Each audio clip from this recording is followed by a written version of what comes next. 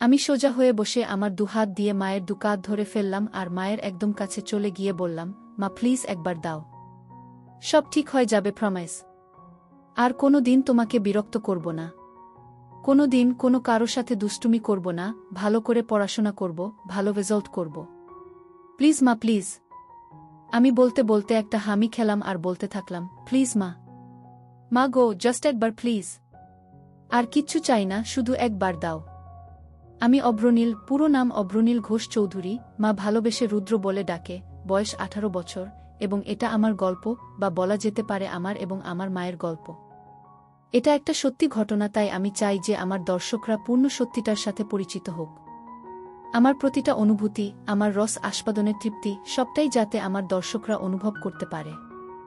আমার মায়ের সাথে আপনাদের পরিচয় করিয়ে দিই। আমার মায়ের নাম শ্রীমতী জয়শ্রী ঘোষ চৌধুরী, বয়স 38 বৎসর। গায়ের রং শ্যামলা, কিন্তু ভারী মিষ্টি চেহারা, এবং তার থেকেও বেশি মিষ্টি ওনার হাসিটা।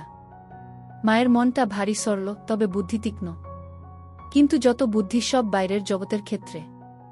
আমার বেলায় মায়ের শুধু সরলতা আর ইমোশন কাজ করে। আমার বাবা অনির্বাণ ঘোষ চৌধুরী একজন লেক এজেন্ট এবং কিছু অন্যান্য ব্যবসা করে। মাও কর্মরত। সব মিলিয়ে সংসারে কোনো রকম কোনো অভাব নেই। আমি স্কুলে পড়ি, বর্তমানে ক্লাস 9। বাড়িতে আমরা 3 জন ও আমার ঠাকুমা থাকি। ঠাকুমার বয়স 80 বছর। উনি বেশিরভাগ সময় ওনার রুমেই থাকেন এবং ঈশ্বর আরাধনায় নিজেকে মগ্ন রাখেন। আমার মায়ের প্রতি কোনো রকম কোনো দৃষ্টি শুরুতে আমার ছিল না। ছোটবেলায় সব ছেলেরা যে চোখে নিজের মাকে দেখে, আমিও সেভাবেই দেখতাম। কিন্তু আমার একটা বৈশিষ্ট্য ছোটবেলার থেকেই ছিল, মোটামুটি 12 বছর বয়স থেকে, সেটা হচ্ছে নেক ফিহেস, বা মহিলাদের গলার প্রতি এক অদ্ভুত আকর্ষণ। আর আমার মায়ের প্রতি আমার সূত্রপাত ঘটে আমার এই ফিহেসের দ্বারা। আমি শুরুতে ফেটিশ কি জিনিস জানতাম না, শুধু দেখতাম যে মহিলাদের গলা দেখতে অথবা ছুতে আমার খুব ভালো লাগত। সে বয়সে মহিলা বলতে তো শুধুমাত্র স্কুলের শিক্ষিকারা। মায়ের দিকে শুরুতে সেই দৃষ্টি পড়েনি। তখন শুধু স্কুল শিক্ষিকাদের গলা নানা বাহানায় স্পর্শ করতাম এবং তাতেই তৃপ্তি পেতাম। আস্তে আস্তে বয়স বাড়ল। বয়সের সাথে সাথে আমার পিপাসাও বাড়ল। কিন্তু নেক ফেটিশটা বা মহিলা গলার প্রতি লোভটা কিন্তু আমার রয়ে গেল। যখন আমার বয়স 18, তখন হঠাৎ একদিন আমার দৃষ্টিতে মা ধরা দিল। তখন গরমের ছুটি চলছিল। আমি বাড়িতে, বাবা বাইরে কাজে গেছেন, ঠাকুমা নিজের রুমে নিজের মনে আছেন এবং মায়েরও কোনো কারণে অফিস ছুটি, তাই মা ও বাড়িতে। সেদিন অসম্ভব গরম পড়েছিল আর আমরা সবাই গরমে ঘেমে একাকার। আমি ড্রয়িং রুমে বসে টিভি দেখছিলাম আর মা রান্নাঘরে কাজে ব্যস্ত ছিল। আমার পিপাসা পাওয়াতে গেলাম রান্নাঘরে জল খেতে। রান্নাঘরে গিয়ে দেখি মা মাটিতে বসে সবজি কাটছে। রান্নার লোক সেদিন আসেনি। রান্নাঘরে ফ্যান না থাকার জন্য মায়ের একেবারে নাজেহাল অবস্থা। পুরো শরীর ঘামে একেবারে ভিজে গেছে। তখনও আমার মনে মায়ের প্রতি কোনো পাপ চিন্তা ছিল না। আমি নির্বিকার মনে জল খাবার জন্য মায়ের পেছনে রাখা শেলফ থেকে জালের বোতল নেবার জন্য মায়ের পাশ দিয়ে মায়ের পেছনে চলে গেলাম। জলের বোতল নিয়ে আমি জল খেতে খেতে সামনের দিকে, মানে মায়ের দিকে ঘুরলাম। মা আমার ঠিক সামনে বসে সবজি কাটছিল আর আমি একদম মায়ের পেছনে। আমাদের রান্নাঘরটা ছোট। মায়ের কাছাকাছি দাঁড়ানো সত্ত্বেও এর আগেই কোনোদিন কোনো পাপ চিন্তা আমার মনে আসেনি। কিন্তু সেদিন জল খেতে খেতে হঠাৎ কি মনে হলো, একবার নিচে মায়ের দিকে তাকালাম। দেখে আমি আর থাকতে পারলাম না, অনুভব করলাম আমার ওটা দাঁড়িয়ে পড়েছে। সেদিনই তখন জীবনে প্রথমবার আমার মনে আমার মাকে নিয়ে লোভ জন্মালো। আমি ভাবতে থাকলাম, আমি আমার স্কুল শিক্ষিকাদের ক্ষেত্রে যেরকম বাহানা দিয়ে ওনাদের স্পর্শ করতাম, সেরকম একটা বাহানা করতে থাকলাম মনে মনে। এক সময় আমি মাকে বলে উঠলাম, মা, মা বল কি হয়েছে? মা তোমার গলায় কি একটা আছে? মা আমার গলায়? আমার গলায় আবার কি থাকবে? না মা, তোমার গলায় কি একটা লেগে আছে। মা, কই, বলে মা নিজের হাত দিয়ে একটু নিজের গলাটা পরিষ্কার করার চেষ্টা করল। এদিকে আমি তো নিজেকে সামলাতে পারছিলাম না। আমি বললাম, হয়নি মা, এখনো লেগে আছে। মা নিজের ঘামে ভেজা গলা আর ঘাড় হাত দিয়ে মুছতে মুছতে বলল, এখনো আছে? কি লেগে আছে রে? আমি দূর থেকে বুঝতে পারছি না। আমাকে তোমার গলার কাছে গিয়ে দেখতে হবে। মনে হয় পিঁপড়ে বা এমনি নোংরা। আমি তোমার গলার কাছে এসে দেখব মা, কি লেগে আছে। মা, আচ্ছা থাক লেগে। আমার গলায় কি লেগে আছে না আছে তোকে দেখতে হবে না। তুই পড়তে বসগে, যা। শুধু পড়ায় ফাঁকি দেয়া। সকাল থেকে তো পড়তেই বসলি না। আমার মনটা খারাপ হয়ে গেল। ভাবছিলাম এই সুযোগটা হাতছাড়া হয়ে গেল বুঝি। কিছু একটা করতে হবে। আমি বললাম, হ্যাঁ যাচ্ছি পড়তে, কিন্তু তোমার গলায় ওটা লেগেই থাকবে? দেখতে কেমন একটা লাগছে। মা, কি এমন লেগে আছে রে? কি? এই বলে মা আবার নিজের দুহাত দিয়ে নিজের গলাটা ভালো করে ম্যাসেজ করার মতো ডোলে পরিষ্কার করার চেষ্টা করল।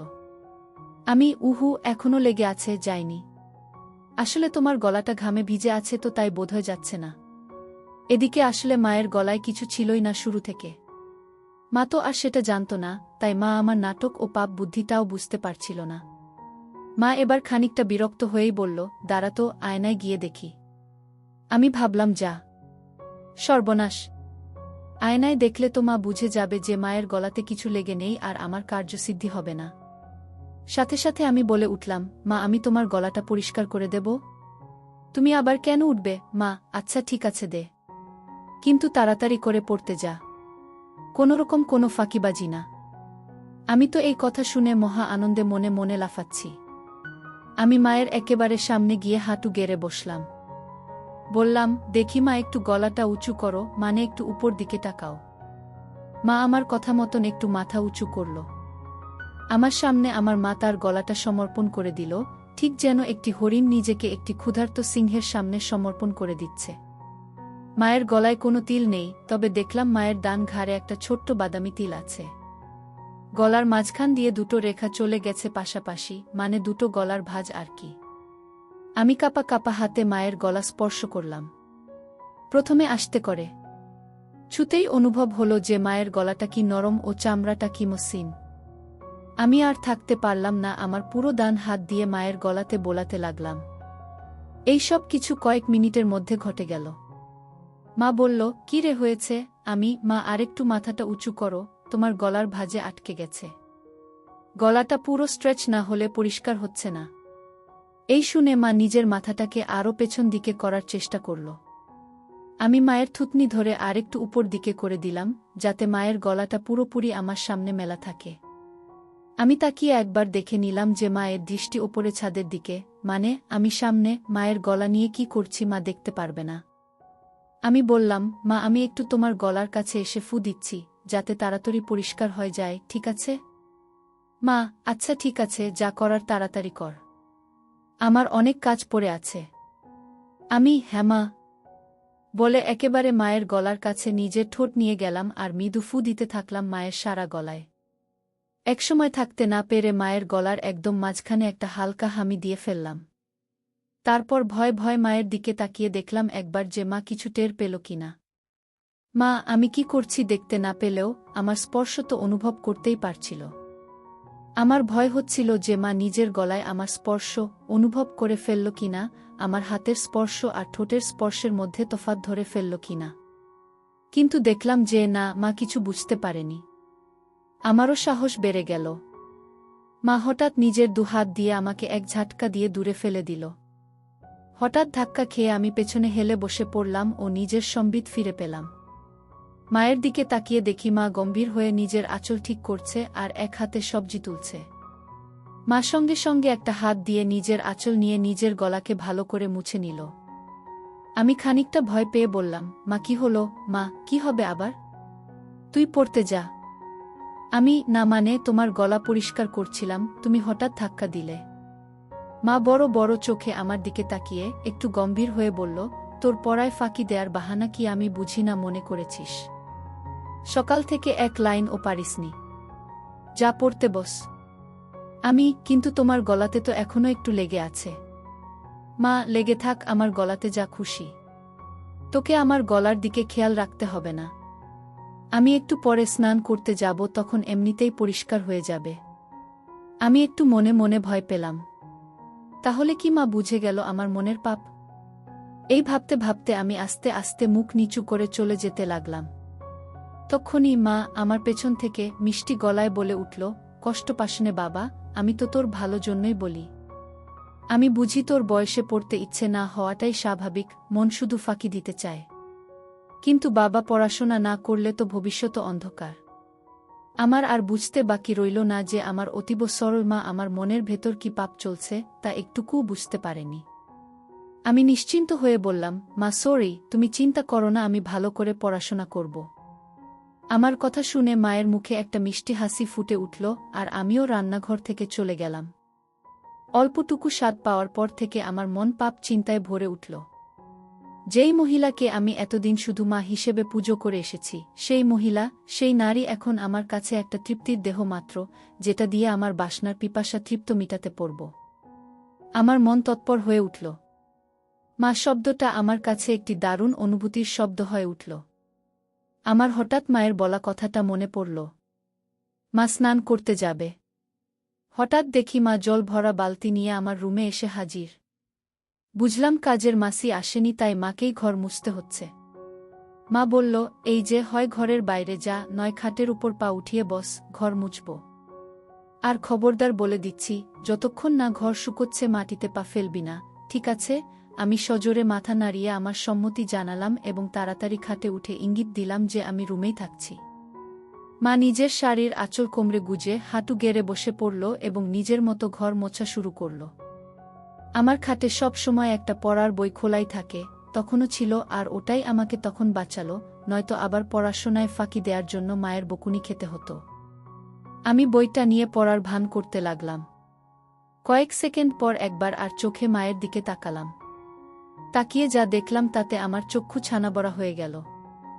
ঘরে ফ্যান চলা সত্ত্বেও মা তখনও ঘামছে। সারা শরীর ঘামে ভেজা।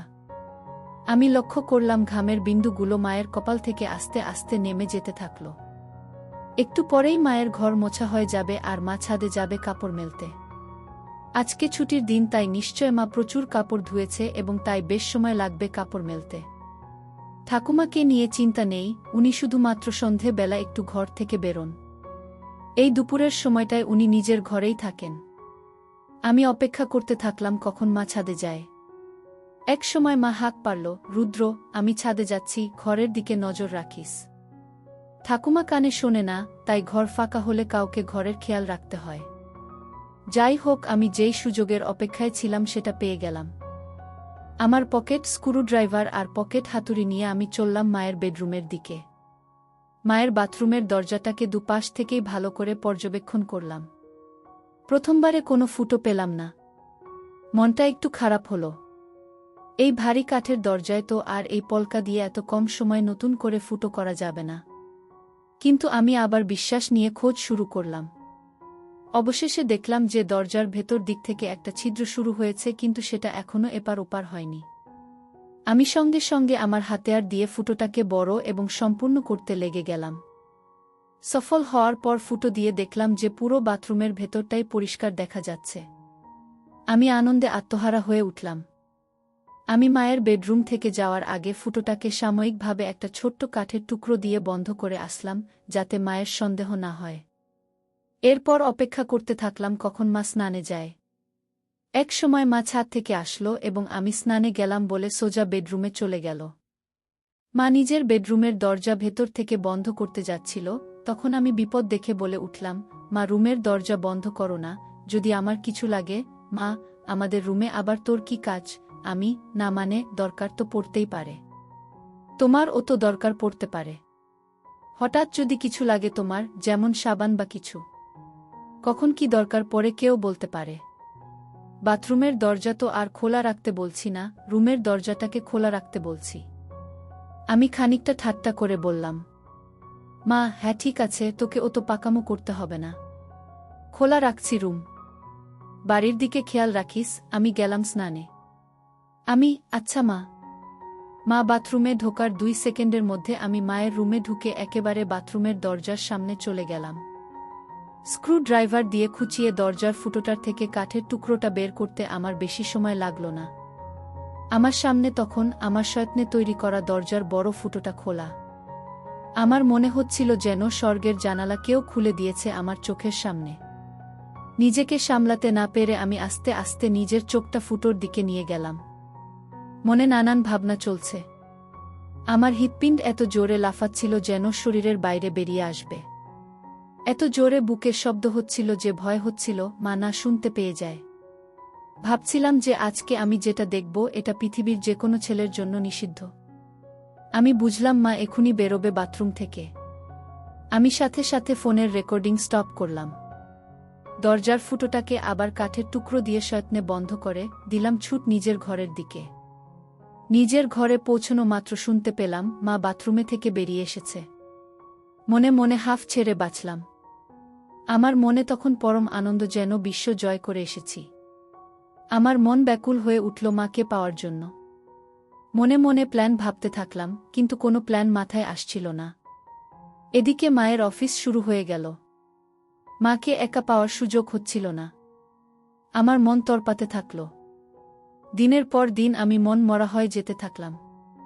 পড়ায় মন বসছিল না। টিউশন টিচারের কাছ থেকে আমার নামে নালিশও আসে মায়ের কাছে।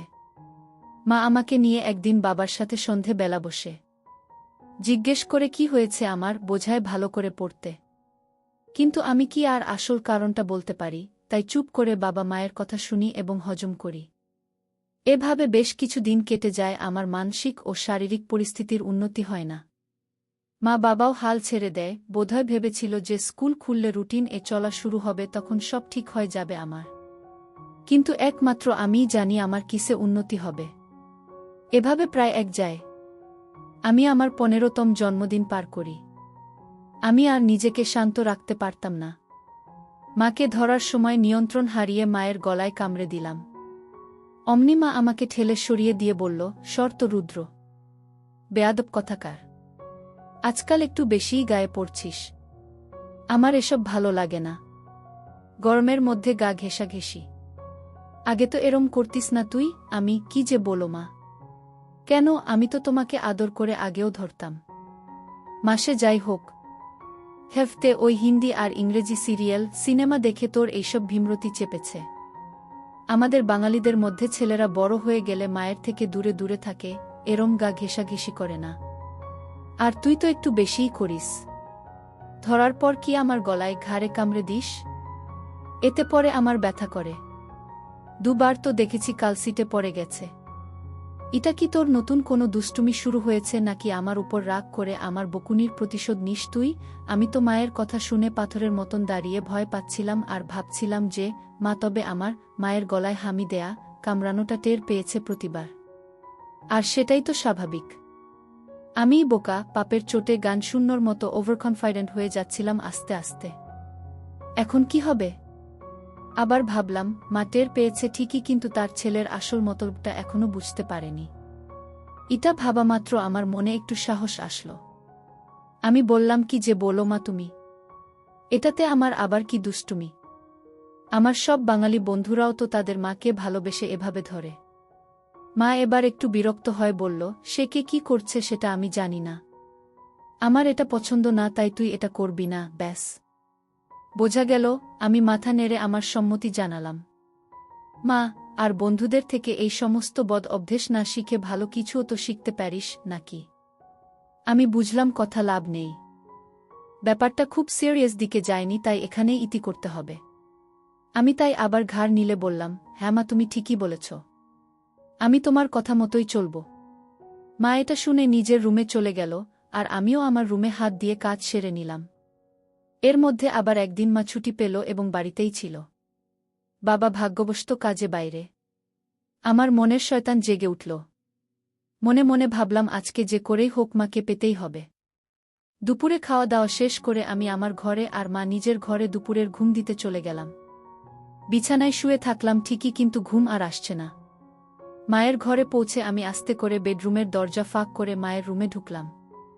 ঢুকে দেখি মা বিছানার একদম একধারে এসে দরজার দিকে পাশ ফিরে শুয়ে আছে। আমিও এবার নিশ্চিন্ত হয়ে মায়ের পাশে খাটের উপর বসলাম। মা বা দিকে কাত হয়ে শুয়েছিল। আমি এবার সাহস করে মায়ের গলার একদম কাছে চলে গেলাম। কিন্তু বিপদ ঘটল তারপরেই। মায়ের ঘুম সাথে সাথে ভেঙে গেল, আর মা আমাকে ধাক্কা মেরে ফেলে বিছানায় উঠে বসল। মা, কি রে বাবা, তুই কি করছিলিস আমার কাছে এসে? আমি আমতা করতে করতে বললাম, কই মা, কিছু না তো। মা একটু রেগে গিয়ে বলল, কিছু না তো মানে? রুদ্র, দেখ, ভালো চাস তো সত্যি কথা বল। কি করছিলি তুই আমার এত কাছে এসে? আমি কোথায় মা? না না, আমি কোথায় তোমার কাছে ছিলাম? আমি তো তোমার পাশে খাটে বসেছিলাম। আমার আসলে ঘুম আসছিল না, তাই তোমার সাথে গল্প করতে এসেছিলাম। এসে দেখি তুমি ঘুমোচ্ছ, তাই তোমার কাছে বিছানায় সবে একটু বসেছিলাম। ভাবলাম যদি তুমি একটু জেগে থাকো তাহলে আমার সাড়া পেয়ে উঠবে। কিন্তু আমার এত সুন্দর মসৃণ বানানো গল্প মায়ের একটুকুও বিশ্বাস হল না। মা জোরে বলে উঠল, মিথ্যে কথা বলিস না। তোর গরম নিঃশ্বাস আমি আমার ঘাড়ে অনুভব করেছি। বল, কি করছিলি তুই? আমি বললাম, মা, আমি তোমার কাছে কিছু লুকোবো না।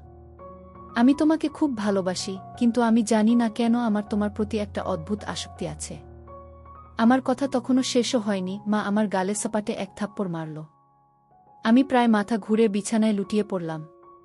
মা, তোর লজ্জা করছে না রুদ্র, তোর মাকে এগুলো কথা বলতে? আমি তোর মা।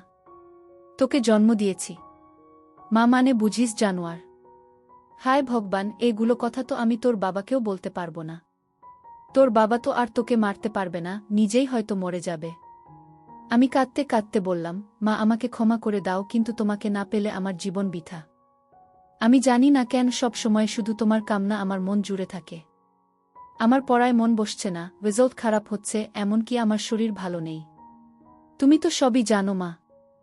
বিশ্বাস করো, আমি অনেক চেষ্টা করেছি, কিন্তু কিছুতেই তোমাকে পাওয়ার ইচ্ছেটাকে মন থেকে বের করতে পারিনি। আমি সাইকিয়াট্রিস্টের কাছেও গিয়েছি, কিন্তু তাদের কাছেও এর কোনো ট্রিটমেন্ট নেই। আমার অন্য কোনো মেয়েকে দেখলে এমন অনুভূতি হয় না যেমন তোমাকে দেখলে হয়। আমি কি করব বলো মা? মা, থাম রুদ্র, থাম। দোহাই তোকে, তুই চুপ কর। আমার কান আর নিতে পারছে না। আমি চুপ করে নিচের দিকে তাকিয়ে থাকলাম। খানিকক্ষণ পর মাকে একটু শান্ত দেখলাম। বলল, রুদ্র বাবা, শোনো, এটা হয়তো একটা বয়সের প্রবলেম। তুই চেষ্টা কর, দেখবি সময়ের সাথে ঠিক হয়ে যাবে। আমি সাহস করে বললাম, না মা, আমার তোমার প্রতি বাসনা ততদিন কমবে না যতদিন না আমি তোমাকে পুরোপুরিভাবে পাব। মা, তুই একটু বড় হয় যা, তোকে তাড়াতাড়ি বিয়ে দিয়ে দেব। কেন এই বুড়ি মায়ের পেছনে পড়েছিস বাবা? আমার মনে হলো এইবার বোধহয় মায়ের মাতিসুল ভাব জেগে উঠেছে। যেটা চায় যে তার সন্তান সব সময় সুখে থাকে, ভালো থাক। আমি ভাবলাম আমাকে মায়ের এই মনের ভাবকে কাজে লাগাতেই হবে। এই আমার অন্তিম সুযোগ। আমি সাথে সাথে মায়ের পা ধরে বললাম, মা, আমাকে একবার তোমার সাথে দাও। আমার আর এই জ্বালা সহ্য হচ্ছে না মা। মা প্লিজ। মা অল্প অল্প কাঁদতে কাঁদতে বলল, বাবা, এ হয় না। আমি তোর জন্মদাত্রী মা। তুই এখন ছোট, তাই তুই কি চাইছিস সেটা বুঝতে পারছিস না। এটা হয় না বাবা, প্লিজ বোঝ। আমি খেয়াল করলাম যে মায়ের মুখে আর রাগের কোনো চিহ্ন নেই। মা পুরো ইমোশনাল হয়ে আছে। আমি মনে মনে ভাবলাম, এখনই খেলতে হবে। আমি সোজা হয়ে বসে আমার দুহাত দিয়ে মায়ের দুকাত ধরে ফেললাম আর মায়ের একদম কাছে চলে গিয়ে বললাম, মা প্লিজ একবার দাও। সব ঠিক হয়ে যাবে, প্রমিস। আর কোনো দিন তোমাকে বিরক্ত করব না। কোনো দিন কোনো কারো সাথে দুষ্টুমি করব না, ভালো করে পড়াশোনা করব, ভালো রেজাল্ট করব। প্লিজ মা, প্লিজ। আমি বলতে বলতে একটা হামি খেলাম আর বলতে থাকলাম, প্লিজ মা। মা গো, জাস্ট একবার প্লিজ। আর কিচ্ছু চাই না, শুধু একবার দাও। মা হঠাৎ একটা চিৎকার করে উঠল। আমি ভয় পেয়ে মায়ের মুখ আমার হাত দিয়ে চেপে ধরলাম আর মাকে বিছানায় ফেলে মায়ের উপর চেপে বসলাম। মায়ের বোধহয় দম আটকে যাচ্ছিল, আমাকে ইশারা করে বলল যে হাত সরাতে। আমি আস্তে করে হাত সরালাম। দেখি মা কিছু বলছে না, শুধু চুপ করে ছাদের দিকে তাকিয়ে আছে। আমি মন্ত্রের মতো শুধু বলে যাচ্ছি, মা প্লিজ। এক সময় মা বলে উঠল, রুদ্র, তুই কি কোনোভাবেই মানবি না? আমি, না মা।